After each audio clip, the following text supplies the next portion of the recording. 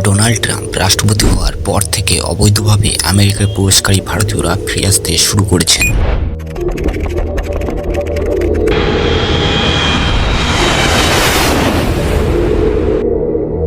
বুধবার 104 জন ভারতীয়কে বহনকারী একটি মার্কিন সামরিক বিমান পাঞ্জাবের অমৃতসরে অবতরণ করেছে।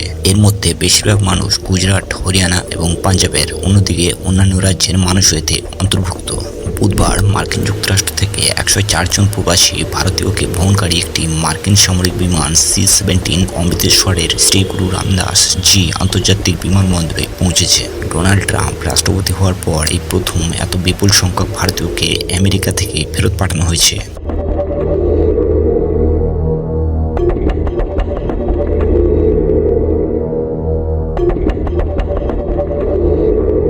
বুধবার বিকেলে একটি আমেরিকান সামরিক বিমান C-17 করে এই ব্যক্তিরা অমৃতসর বিমানবন্দরে পৌঁছান। এর মধ্যে 30 জন পাঞ্জাব পুলিশ বিমানবন্দরে কড়া নিরাপত্তা ব্যবস্থা করেছিল।